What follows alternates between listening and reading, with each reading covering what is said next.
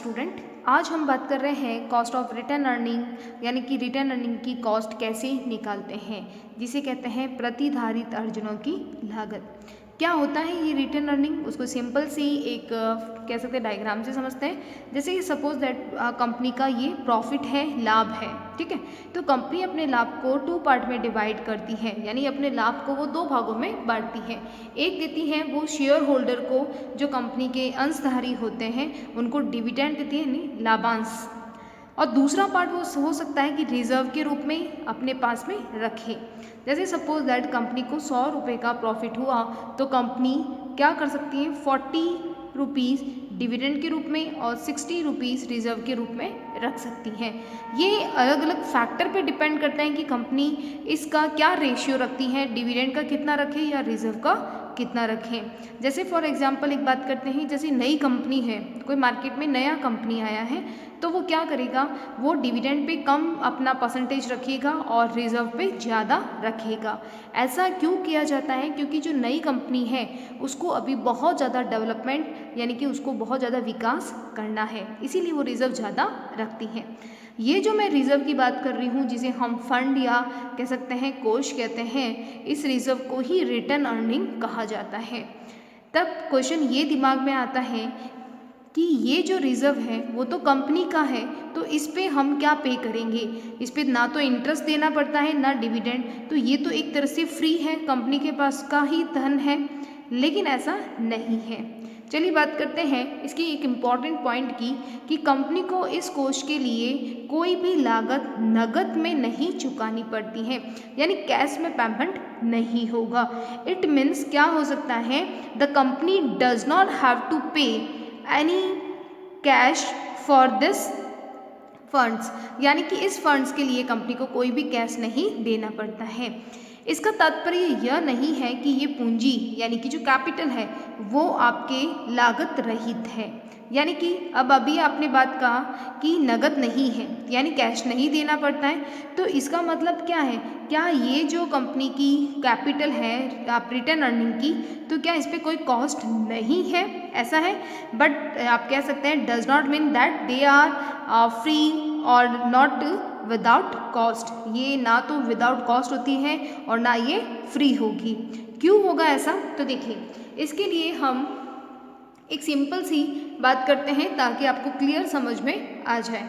Suppose that मानते हैं कि एक कंपनी है जिसके पास में प्रॉफिट हुआ है 100 का, कितना हुआ है 100 का, राइट। तो कंपनी क्या कर रही है, इस 100 को सपोज दैट कंपनी डिविडेंड देती है 100, इसका मतलब रिजर्व नहीं दे रही है क्या, ठीक है। तो देखिए इसका मतलब क्या है कि कंपनी ने अपना सारा लाभ जो है, प्रॉफिट जो था, वो डिविडेंड यानी शेयर होल्डर को दे दिया। अब ये जो डिविडेंड लेने वाला जो शेयर होल्डर है, कौन होगा डिविडेंड लेने वाला, शेयर होल्डर, अंशधारी जो है, वो इसे क्या करेगा, वो इसे इन्वेस्ट कर देगा, विनियोग कर देगा, यानी इस 100 को क्या कर देगा, वो विनियोग कर रहा है। तो विनियोग का मतलब क्या होता है कि जब भी हमारे पास कोई पैसा आता है और उसे हम क्या करते हैं, आगे कहीं इन्वेस्ट कर देते हैं, तो ये शेयर होल्डर अपने पास में 100 रुपीज़ नहीं रखकर वो आगे क्या कर रहा है, उसका विनियोग कर रहा है, यानी कि इन्वेस्ट कर रहा है। जब विनियोग करेगा तो उसे कुछ ना कुछ रिटर्न मिलेगा, यानी कुछ ना कुछ लाभ तो मिलेगा, तो हम कहेंगे उसकी जो कुछ ना कुछ उसे इनकम रिसिव्ड होगी, कुछ ना कुछ आय प्राप्त होगी। ये क्लियर है आपको कि अगर कंपनी है वो अपना 100 रुपीज़ है, सपोज दैट 100 रुपीज़ का लाभ हुआ है, उसे वो लाभांश के रूप में दे देती है 100 रुपये पूरा, और वो रिटर्न अर्निंग नहीं देती है, यहाँ पे कुछ भी नहीं दे रही क्योंकि 100 का 100 वो डिविडेंड दे रही है। ये 100 रुपये डिविडेंड जब शेयर होल्डर को मिलता है तो शेयर होल्डर आगे इन्वेस्ट कर रहा है 100 रुपीज़ का पूरा, तो जब वो इन्वेस्ट करेगा तो उसे कुछ ना कुछ रिटर्न मिलेगा, यानी कुछ ना कुछ इनकम रिसीव्ड होगी। क्लियर है यहाँ तक। अभी इसी चीज़ को हम एक और चीज़ समझते हैं कि जैसे ये जो प्रॉफिट हुआ 100 का, अब कंपनी ने क्या किया, इसके 2 पार्ट किए, यानी कि 40 रुपीज़ दिया है डिविडेंड को और 60 दिया है आपके रिजर्व को। क्लियर है। अब डिविडेंड जो जिसको क्या मिला है, जो ये कह सकते हैं अंशधारी था, यानी कि जो हमारा शेयर होल्डर था, उस शेयर होल्डर को क्या करना पड़ा, त्याग करना पड़ा, सैक्रिफाइस करना पड़ा 60 का, 60 का। समझ में आया आपको? यहाँ पे अभी हमने बात की थी कि उसको 100 का 100 मिल रहा था डिविडेंड, लेकिन जब अगर सिचुएशन ऐसी हो कि लाभ आपका 100 हो लेकिन कंपनी डिविडेंड क्या दे रही है 40 का और 60 अपने पास रिजर्व में रख रही है, तो शेयर होल्डर जो है अंशधारी हैं उनको कितना त्याग करना पड़ रहा है? उस 60 का, 60 का उनको सैक्रिफाइस करना पड़ रहा है, क्योंकि उनको 60 नहीं मिल रहा है, क्योंकि 60 का है कंपनी के पास में है। तो ध्यान रखिएगा, जब शेयर होल्डर इसका त्याग करते हैं तो वो अपनी कंपनी से, उनको ये एक्सपेक्टेशन हो जाती है, वो कंपनी से एक एक्सपेक्टेशन करते हैं कि कंपनी ये जो रिटर्न अर्निंग जो कि अपने पास में रखा है उस रिटर्न अर्निंग को ऐसे इन्वेस्ट करे कि उससे कुछ ना कुछ रिटर्न मिले, ताकि इन शेयर होल्डर को भी लाभ की प्राप्ति हो। क्लियर है आपको? यानी कंपनी ने क्या किया, 100 था, 100 में से 40 डिविडेंड को दिया और 60 रिजर्व को रखा। अब शेयर होल्डर को 60 रुपीज़ का त्याग करना पड़ा, सैक्रिफाइस करना पड़ा। क्लियर है?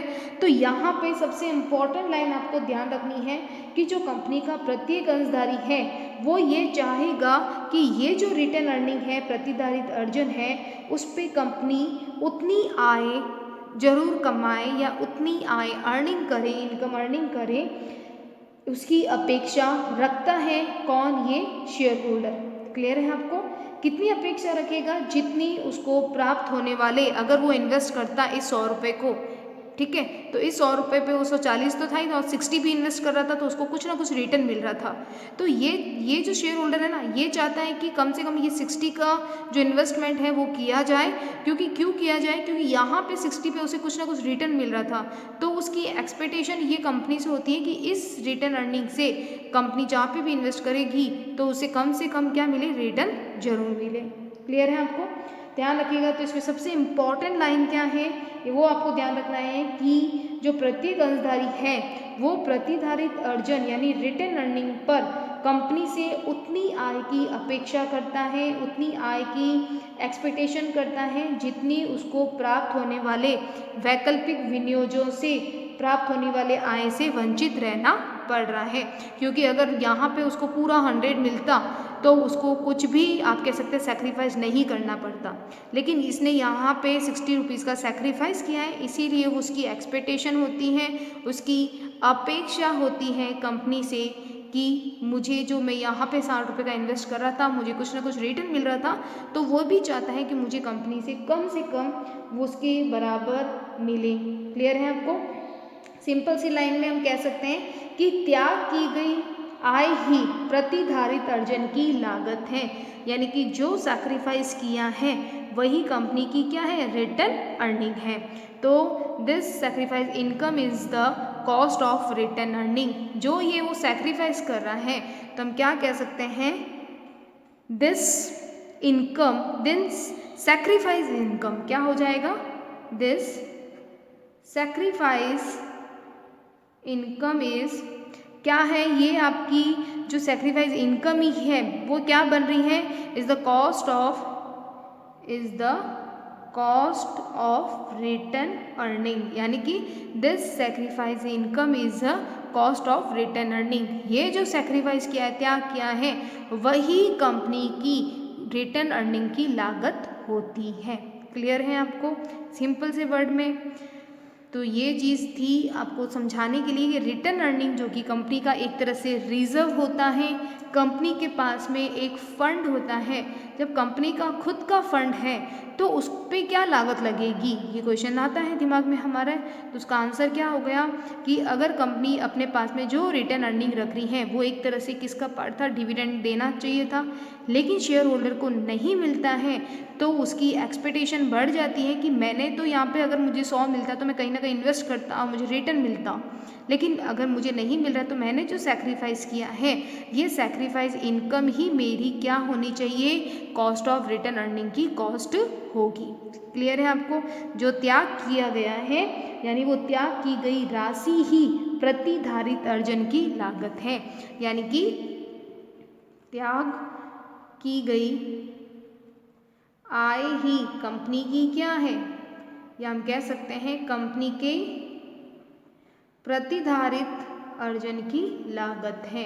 क्लियर है आपको? प्रतिधारित अर्जन की लागत है। ये आपको याद रखना है और आपको अपनी लैंग्वेज में इसे लिखना है। क्लियर है? अब बात करते हैं कि इसकी कैलकुलेशंस कैसे करते हैं। It's a very very most important question. ये बहुत ही इम्पॉर्टेंट आप कह सकते हैं क्वेश्चन है, क्योंकि ये एग्जाम में बिल्कुल 7 मार्क्स का क्वेश्चन आता है। क्लियर है आपको?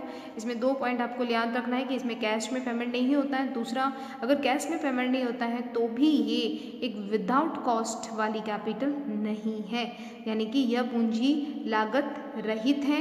इसका तात्पर्य यह नहीं है कि ये पूंजी लागत रही है। ध्यान रखें, नहीं लिखा है, नॉट लिखा है, ठीक है।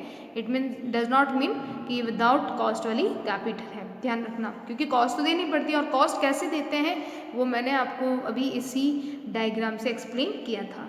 इसमें कुछ स्टेप है कि कैसे हम इन्वेस्टर की निकालें कि वो इन्वेस्ट करेगा और हमें कुछ ना कुछ कॉस्ट होगी। उसके बाद रिटर्न अर्निंग की जो कैलकुलेशन है उसके लिए 3 स्टेज हैं, तो उसकी हम शॉर्टकट में बात कर रहे हैं। देखिए, जो शेयर होल्डर होते हैं जिनके पास में डिविडेंड रिसीव्ड होता है, वो डिविडेंड वो कहीं ना कहीं क्या करते हैं, इन्वेस्ट करते हैं। तो उस पर उनको क्या देना पड़ता है, इनकम टैक्स पेमेंट होता है। भारत में अगर हम बात करें कि भारत में जो डिविडेंड जो इनकम है शेयर होल्डर की, वो कह सकते हैं जो उनके हाथ में इनकम आती है वो क्या होती है, टैक्स फ्री होती है। इसीलिए हम यहाँ पे जो रिमेनिंग अमाउंट है उसकी बात कर रहे हैं, उसके इन्वेस्ट की बात करेंगे। यानी कि now in India dividend income is a tax free income in the hand of share holder and he will be able to invest the remaining amount, यानी कि जो इन्वेस्ट करेगा वो रिमेनिंग अमाउंट का करेगा। तो यहाँ पे हम उसी की बात कर रहे हैं कि शेयर होल्डर है वो डिविडेंड जो रिसिप्ट होता है उस पे वो उसको क्या करना होगा, इनकम टैक्स पे करना होगा। सिंपल है, जब इनकम टैक्स पे करेगा तो उसकी जो इन्वेस्ट अमाउंट होगी वो क्या हो जाएगी, रिड्यूस हो जाएगी। तो हम कह सकते हैं कि इनकम टैक्स की वजह से जो इन्वेस्ट अमाउंट है वो कम हो जाती है। तो इस तरह से हम देखते हैं कि रिटर्न अर्निंग की कॉस्ट कहाँ से हुई, कि एक तो इनकम टैक्स पे कर रहे हैं। क्लियर है आपको? सिंपल सी लैंग्वेज में है कि प्रत्येक अंशधारी जो शेयर होल्डर होता है उसको जो डिविडेंड प्राप्त होता है, जो डिविडेंड उसे रिसिप्ट होता है, उस प्राप्त डिविडेंड का हम कह सकते हैं कि जो इनकम टैक्स है, इनकम टैक्स की वजह से उसे टैक्स पे करना होता है। इसके लिए जो अमाउंट होती है, इन्वेस्ट अमाउंट होती है, वो क्या हो जाती है, इनकम टैक्स के अमाउंट से कम हो जाएगी। क्लियर है? तो जो अमाउंट है आप कह सकते हैं लाभांश की राशि, वो आपकी डिविडेंड की जो अमाउंट है वो इनकम टैक्स लेस होने के बाद वाली काउंट होती है। तो इस तरह से इनकम टैक्स जो पे कर रहे हैं वो एक तरह से क्या है, आपके लिए कह सकते हैं कॉस्ट है रिटर्न अर्निंग की। तो इसे हम डिनोट किससे करते हैं, TI से। आगे आप फॉर्मूले में देखेंगे TI यानी टैक्स, और I का मतलब इनकम टैक्स के बारे में बात की जा रही है। ठीक है, तो एक तरह से तो इनकम टैक्स हुआ। सेकेंड बात करते हैं, सेकेंड स्टेज में कह रहा है कि जब शेयर होल्डर को डिविडेंड रिसिव्ड होता है तो वो इन्वेस्ट करता है। जब भी वो इन्वेस्ट करता है तो आप देखते हैं कि इन्वेस्टमेंट वो करने के लिए अगर वो शेयर मार्केट को चुनता है तो वहाँ पे आप जानते हैं शेयर मार्केट में दलाली देनी पड़ती है, यानी ब्रोकरेज देना पड़ता है ब्रोकर को, यानी दलाल को जो दलाली देनी पड़ती है, ब्रोकरेज हो गया, या वो कहीं ऐसी जगह इन्वेस्ट कर रहा है जिसमें बीच में वो उसको कमीशन देना पड़ता है, तो हम कह सकते हैं कि इन्वेस्टर अमाउंट क्या हो जाएगी, कम हो जाएगी। सपोज दैट एक आदमी है जिसके पास में डिविडेंड अमाउंट है 100, अब उसे क्या देना पड़ रहा है, ब्रोकरेज देनी पड़ रही है, क्योंकि वो शेयर मार्केट में इन्वेस्ट करना चाहता है। तो वो जो डिविडेंड रिसीवर है उसको जो अमाउंट मिली है 100, वो कहाँ लगाना चाहता है, शेयर मार्केट में। लेकिन यहाँ पे जो ब्रोकर है वो उसे कहता है कि मैं 20 रुपये क्या लूँगा, दलाली लूँगा, ठीक है, ब्रोकरेज लूँगा। तो अब उसकी जो अमाउंट इन्वेस्ट होगी वो तो कितनी होगी, 80 से। क्लियर है आपको? तो ये होता है कि एक शेयर होल्डर जब भी इन्वेस्टमेंट करने का बारे में सोचता है तो उसे बीच में जो मीडिएटर्स होते हैं उनको कमीशन या ब्रोकरेज देनी होती है। देन इससे क्या होगा कि जो इन्वेस्टमेंट अमाउंट है वो क्या हो जाएगी, रिड्यूस हो जाएगी। तो इसे जो हम बात करते हैं इसे कहते हैं B से डिनोट करेंगे। B मीन्स ब्रोकरेज, जिसे हम कहते हैं दलाली। क्लियर है? जो दलाल को दी जाती है। क्लियर है? बात करते हैं एक थर्ड स्टेज की, जब शेयर होल्डर को जो अमाउंट मिलती है, ठीक है, शेयर होल्डर को जो डिविडेंड रिसीव्ड हुआ है, प्राप्त हुआ है, तो आप कह सकते हैं कि बाय चांस अगर शेयर का जो मार्केट का प्राइस है, बाजार मूल्य है, वो बढ़ गए, यानी कि जो शेयर होल्डर है उनकी जो आप कह सकते हैं अमाउंट है, ठीक है। अगर उसका मार्केट प्राइस बढ़ गया, इसमें क्या होगा कि जो आप कह सकते हैं पहले के जो शेयर हैं उनकी मार्केट प्राइस क्या हुई है, अप हो गई है। तो इस कंडीशन में हम कह सकते हैं उसे कैपिटल गेन प्राप्त होता है, पूंजी लाभ, आप कह सकते हैं पूंजीगत लाभ उसे प्राप्त होगा। एक बार वापस सुन लीजिए, शेयर होल्डर जो होते हैं उन शेयर होल्डर जो है अंशधारी हैं, उनके पास में जो शेयर पड़े हैं पहले के, तो आप कह सकते हैं उन शेयर का अगर मार्केट प्राइस है वो अगर बढ़ जाता है, ठीक है, अगर वो बढ़ गया तो इससे क्या होगा, उनको कैपिटल गेन होगा यानी पूंजीगत लाभ की प्राप्ति होगी। क्यों होगी, क्योंकि मार्केट में उनकी शेयर की क्या हो गई, प्राइस बढ़ गई है। तो बाजार मूल्य बढ़ने से उनको पूंजीगत लाभ यानी कैपिटल गेन रिसीव्ड होता है। और कैपिटल गेन पे हमें क्या देना होगा, टैक्स देना होगा। पूंजीगत लाभ पर जो आयकर देंगे यानी जो आपको कैपिटल गेन हुआ है उस पर आपको टैक्स देना होगा। तो टैक्स देने से हमारी जो इन्वेस्टमेंट अमाउंट है वो रिड्यूस हो जाएगी। क्लियर है। यहाँ पे शेयर होल्डर है, यहाँ पे उसके शेयर है, जो अंश है उसके बाजार मूल्य बढ़ गया है, प्लस का मतलब इंक्रीज हो गया है, देन उसे कैपिटल गेन होता है और कैपिटल गेन पे उसे टैक्स पे करना होता है और टैक्स पे करने से उसकी अमाउंट क्या हो जाती है, रिड्यूस यानी कम हो जाती है, जिसे हम डिनोट करते हैं टीसी से, यानी कि जो टैक्स है वो कैपिटल गेन पे दिया जा रहा है। Are you clear. ये 3 कह सकते हैं स्टेज थे। फर्स्ट में हमने इनकम टैक्स की बात की थी, सेकंड में हमने ब्रोकरेज यानी कि बी की बात की थी और थर्ड में हमने टीसी यानी कि कैपिटल जो आप गेन पे जो टैक्स पे कर रहे हो उसकी बात की थी। Are you clear. I think ये आपके क्लियर हुआ होगा कि कैसे रिटर्न अर्निंग का हमने जो कॉस्ट निकाली है, तो रिटर्न अर्निंग की आप कह सकते हैं जो कॉस्ट निकालने का जो प्रोसेस है वो कितने स्टेप से निकलता है, first, second and third stage से होता है। फर्स्ट में हमने टीआई इनकम टैक्स की बात की थी, सेकंड में हमने ब्रोकरेज की और थर्ड में हमने कैपिटल गेन पे जो रिसीव्ड होता है कैपिटल गेन यानी पूंजीगत लाभ, उस पर भी हम कुछ टैक्स पे करते हैं। बात करते हैं इसके इम्पॉर्टेंट फॉर्मूले की, ठीक है। चलिए देखिए इसका फॉर्मूला क्या है, के R D is a common dividend हो गई, 1 minus T I, T I कौन सा था, फर्स्ट स्टेज, अभी हमने बात की थी इनकम टैक्स की। सेकंड स्टेज में क्या बात करी थी, बी की, ब्रोकरेज की, 1 माइनस बी, और हम लिखेंगे मार्केट प्राइस, क्योंकि मार्केट प्राइस में मार्केट प्राइस के बढ़ने से ही क्या होता है, हमें कैपिटल गेन होता है, देन हमें टैक्स देना पड़ेगा, इसलिए T C, 1 minus T C. बहुत ईजी है, मल्टीप्लाई 100, देखिए बहुत ईजी है। ये के आर जो डिनोट हो रहा है वो है कॉस्ट ऑफ रिटर्न अर्निंग, क्योंकि रिटर्न अर्निंग की हम कॉस्ट की बात कर रहे हैं। फॉर्मूला याद करने का देखिए तीनों स्टेज को याद कर लीजिए। डी लिखेंगे 1 minus T I first stage, second आप 1 माइनस बी और अपॉन करके जो थर्ड स्टेज है वो हम नीचे लिख देंगे, क्योंकि उसके साथ में एक बड़ी अमाउंट जुड़ गई है मार्केट प्राइस की, इसलिए market price 1 minus T C multiply 100, क्योंकि हमें परसेंटेज में निकालना है कॉस्ट को। चलिए बात करते हैं, एक बार आप इसे फुल नेम देख लीजिए, किसे डिनोट कर रहे हैं, डी का मतलब क्या होता है, डिविडेंड, और यहाँ पे जो डिविडेंड का मतलब हो गया dividend which would be distribute as on alternative return earning. ये आपको थोड़ा सा याद रखना है कि जो लाभांश लिया जा रहा है वो प्रतिधारित अर्जन जो है के स्थान पर वितरित किया जा सकने वाला लाभांश है, ठीक है, जो डिविडेंड होगा। टी आई है इनकम टैक्स जो इंडिविजुअल शेयर होल्डर को देना होता है, बी यानी ब्रोकरेज दलाली, टी सी यानी capital gain tax, M P आप जानते हैं मार्केट प्राइस पर शेयर।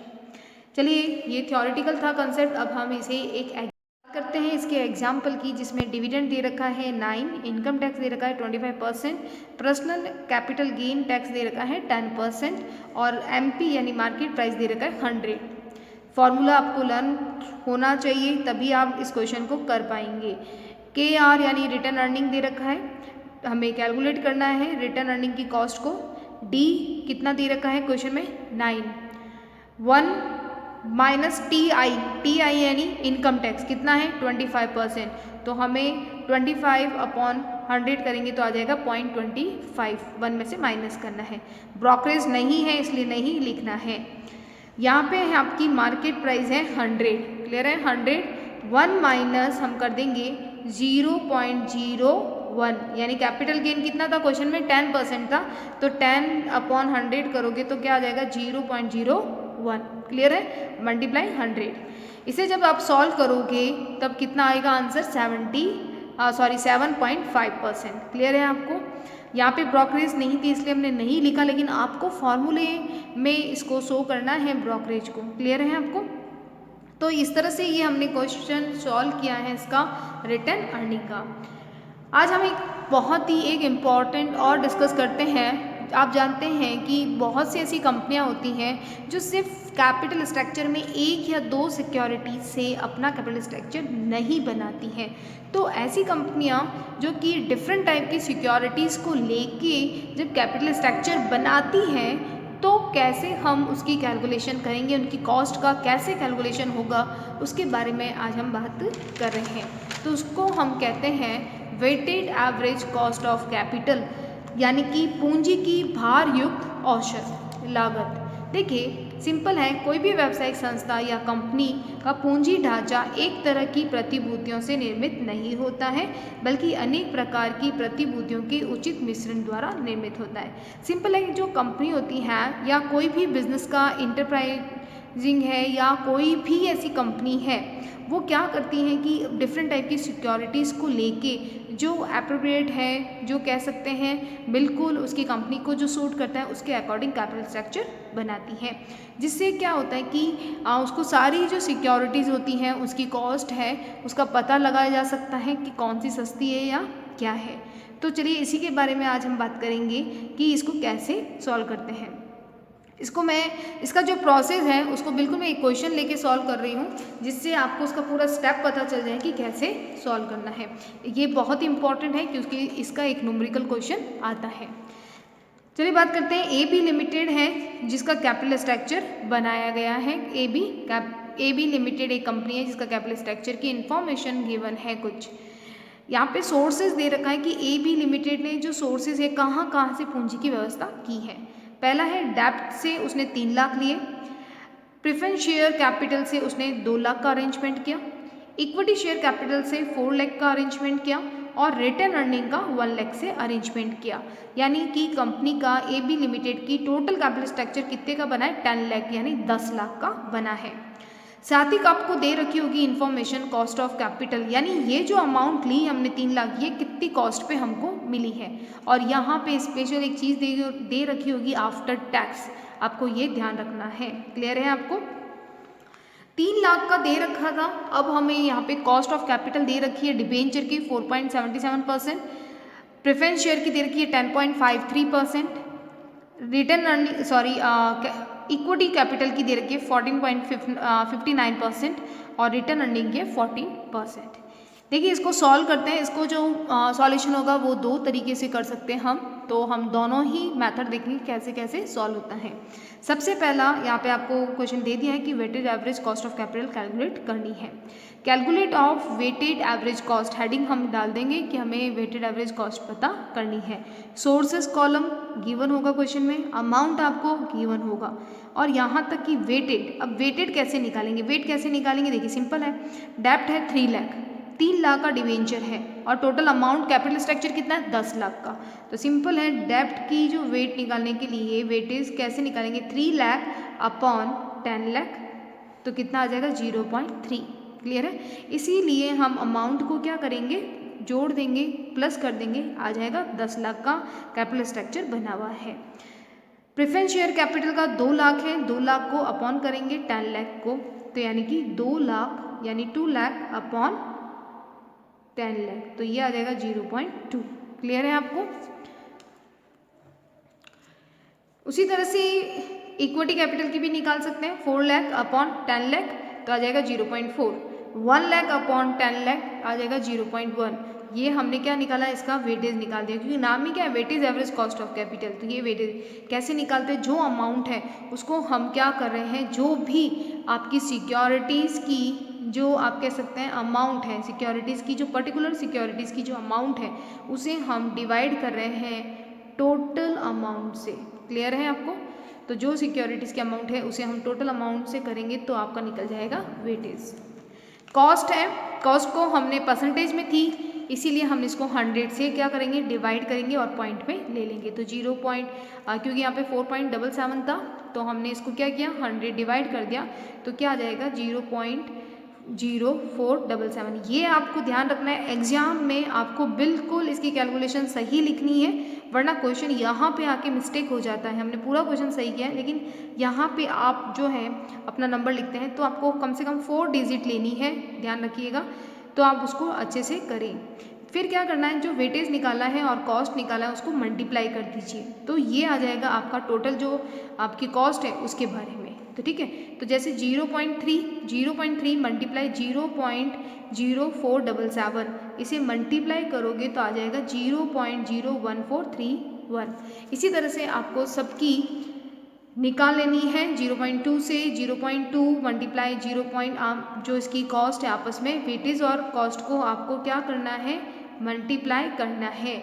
जब आप करोगे तो आपको इसका जो है वो अलग अलग जो वेटेज कॉस्ट होगी वो आपको मिल जाएगी। ठीक है, तो वेटेज कॉस्ट निकालने के लिए आपको पता है फॉर्मूला क्या होगा, कॉस्ट को हम मल्टीप्लाई कर रहे हैं वेटेज से, तो ये आफ्टर टैक्स है, ये चीज़ आपको ध्यान रखनी है। क्लियर है, तो वेटेज कॉस्ट आपको निकालना आ गया होगा, क्योंकि यहाँ पे वेटेज इन मल्टीप्लाई कॉस्ट, नाम ही क्या है, वेटेज कॉस्ट निकालिए तो मल्टीप्लाई इनको आपस में कर देंगे।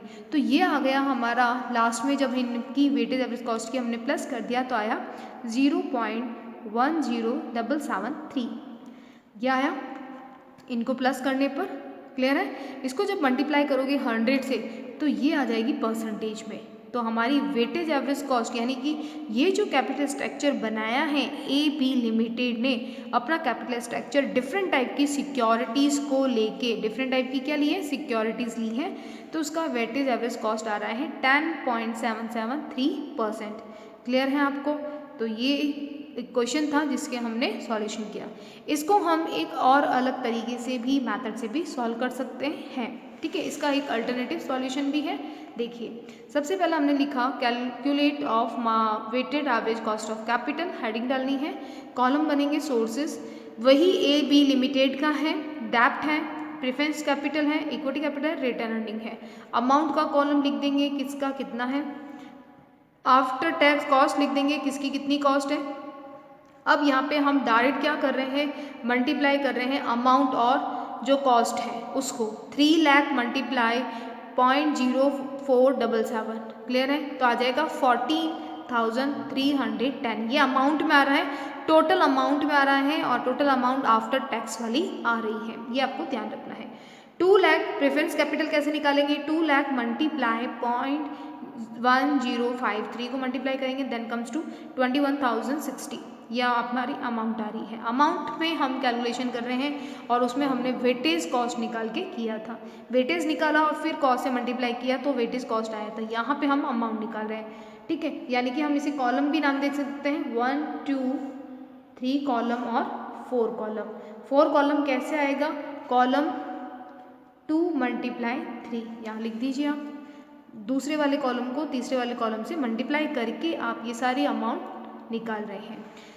अमाउंट निकालने के बाद आपकी अमाउंट आई है, इन अमाउंट की हम क्या करेंगे, टोटल कर लेंगे। टोटल करने पर आपने देख लिया है कि अमाउंट कितनी आ गई, 1,07,730 आ गई है। ठीक है, और ये 10 लाख है हमारा टोटल अमाउंट कैपिटल स्ट्रक्चर।